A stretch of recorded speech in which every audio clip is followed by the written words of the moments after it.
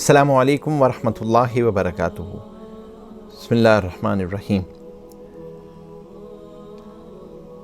اجارہ اور conventional lease میں کیا فرق ہے؟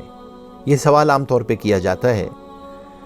اس کے فرق میں سب سے پہلی بنیادی بات تو یہ سمجھ لینی چاہیے کہ اجارہ جو ہے وہ لیز کی کئی ساری اقسام ہیں، جس میں فائنانس لیز بھی ایک قسم ہے، آپریشنل لیز بھی ایک قسم ہے۔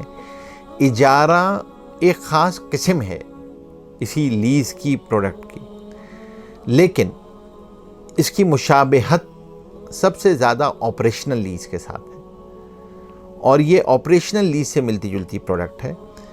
یعنی کیا مطلب کہ پہلا فرق تو یہیں سے آ جاتا ہے کہ اسلامک اجارہ جو ہوتا ہے، اس کے اندر جب بینک کسی گاڑی کو خریدتا ہے تو وہ اپنی ملکیت میں لے کر آتا ہے، ملکیت کا اظہار بیلنس شیٹ پہ بھی ہوتا ہے، وہ گاڑی اس کی بیلنس شیٹ پہ ہوتی ہے۔ فائنانس لیز میں وہ گاڑی کسٹمر کی بیلنس شیٹ پہ ہوتی ہے، یعنی لیسی کی بیلنس شیٹ پہ ہوتی ہے، لیسور کی بیلنس شیٹ پہ نہیں ہوتی ہے۔ اسلامک بینک لیسور ہوتا ہے اور اسلامک بینک اپنی بیلنس شیٹ پہ رکھتا ہے۔ پھر اس کے بعد جو دوسرا بہت بڑا فرق ہے وہ ہے رسک اینڈ ریوارڈز کا، کہ اسلامک اجارے کے اندر رسک اینڈ ریوارڈز وہ اسلامک بینک خود کیری کرتا ہے۔ خدا نہ خواستہ ٹوٹل ڈیمیج ہو جائے تو اسلامک بینک کا نقصان ہوتا ہے۔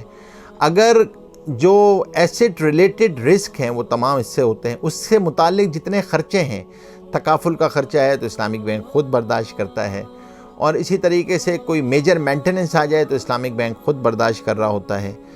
اور کنونشنل فائنانس لیز کے اندر یہ ساری کی ساری چیزیں کسٹمر پہ ڈال دی جاتی ہیں، جس کو لیسی کہتے ہیں، جو کرایہ دار ہوتا ہے، تو وہ برداشت کر رہا ہوتا ہے۔ اسلامک بینکنگ اجارے کے اندر جو صرف اور صرف خرچے آتے ہیں، ہاں جو رننگ ایکسپنس ہے وہ لیسی برداشت کرتا ہے، آئل ڈالنا ہے، آئل کو چینج کرنا ہے، اس کے اخراجات ہیں، وہ برداشت کرے گا۔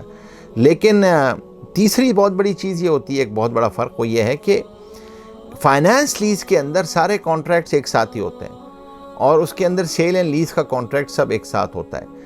حالانکہ اجارہ مختلف مراحل پہ مختلف عقود کے ساتھ ہوتا ہے۔ پہلے وعدہ ہوتا ہے، پھر وہ وعدہ جو ہے وہ اجارے میں تبدیل ہوتا ہے، اور آخر میں جا کر جو ہے وہ بیع ہوتی ہے، اور تینوں کے لیے الگ الگ عقود، الگ الگ چیزیں ہیں، اور خود بخود کوئی چیز جو ہے وہ ایسٹ جو ہے وہ خود بخود وہ کسٹمر کی ملکیت نہیں بن جاتا۔ یہ بہت بڑا فرق ہے اجارے کے اندر اور اسی طریقے سے فائنانس لیز کے اندر۔ تو اجارہ بنیادی طور پہ معاہدہ کرایہ داری ہے، اور معاہدہ کرایہ داری کے جو اصول ہیں وہ اس میں پورے کیے جاتے ہیں، اور آخر میں اگر بینک چاہے تو وہ گاڑی جو ہے وہ کسٹمر کو بیچ دیتا ہے، لیکن اس کے لیے الگ عقد ہوتا ہے، ایک الگ کانٹریکٹ ہوتا ہے۔ جبکہ فائنانس لیز میں یہ ساری کی ساری ایک ہی کانٹریکٹ کے اندر چیزیں ہوتی ہیں۔ تو یہ وہ فرق ہیں جو خاص طور پہ اس کے اندر رکھے جاتے ہیں، اور اسی پروسیس کی بنا پہ اجارہ کو جائز کہا جاتا ہے اور فائنانس لیز کو ناجائز کہا جاتا ہے۔ جزاکم اللہ احسن الجزاء۔ السلام علیکم ورحمۃ اللہ وبرکاتہ۔ فیصل اسلامی، بڑھو یقین کے ساتھ۔